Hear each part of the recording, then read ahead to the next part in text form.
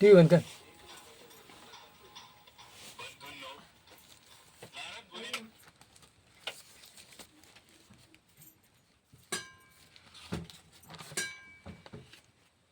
आता आपण काय म्हणतो, माझा विकास कोणीतरी करील, मग माझं कोणीतरी चांगलं करेल, हे सगळं चुकीचं आहे. आपला विकास कोणा करायचे? आपणच. आपुली आपण करा सोडवण, संसार बंधन तोडावे. आपल्या जीवनाचं कोण आहे शिल्पकार? आपणच आहे. आणि आज आपण काय झाले, सगळं दुसऱ्याच्या भरोश्यावर राहिले. माझं भलं कोणीतरी करील, तर आपलं भलं कोणीच करू शकत नाही. आपल्या जीवनाचा शिल्पकार आहे गुरुकृपा, ईश्वर कृपा, माता पित्याची कृपा, शस्त्रकाराची कृपा. हे सगळं काय आहे? सगळं चुकीचं आहे. मग काय आहे? मन करा रे प्रसन्न, सर्व सिद्धीचे कारण. आज काय झालं आहे? मन प्रसन्न नाही. प्रत्येकाचं मन आहे ना, सगळं काय झालं आहे, माणूस जगेल नाही, मरत नाही म्हणून जगतोय. मी काहीतरी करू शकतो, बदलू शकतो, होऊ शकतो. आजचा माणूस काय आहे? मनानं मरून गेलेला आहे. म्हणून मन करा रे प्रसन्न, सर्व सिद्धीचे कारण. एक मिलिटरीमध्ये काय झालं, भरती होती आणि त्या भरतीमध्ये तरुण गेला होता. मेजर तपास करतो होता. आता हा बाजूला बसला. मेजर म्हण, काय रे बाजूला बसला?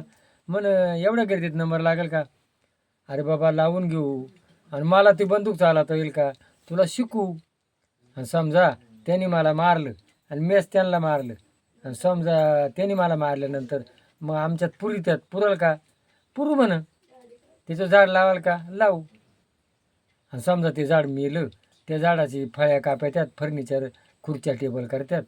आणि तो टेबल जर मिलिटरीच्या ऑफिसमध्ये नाही आला, तो जर शाळेमध्ये गेला. आता शाळेमध्ये पूर्वी शिक्षक मुलांना मारायचे. काय काय होतं? शिडी वाजे गमावी छमाछम, विद्या येई घमाघम. आता काही शिडी वाजत नाही. शिक्षकालाही गरज नाही, त्याला 50,000 पगार भेटतोय.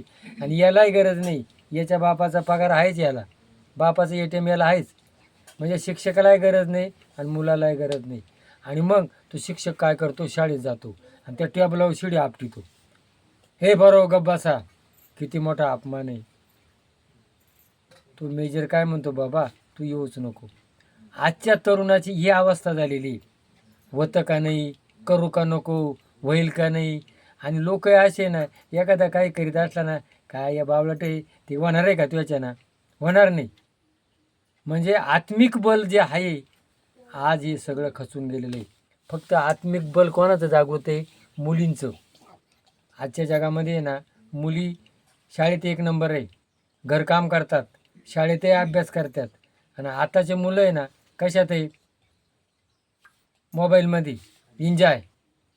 काय आय लव यू, काय तो तारक मेहता, PUBG पिक्चर, आणि त्याच्यातच मग नाही.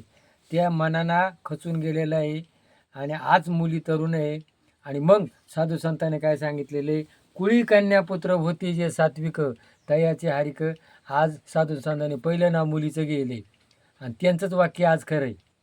आज मुली प्रत्येक क्षेत्रात आहे. तर म्हणून माझं आव्हान आहे तरुणांना, तुम्ही जागे व्हा.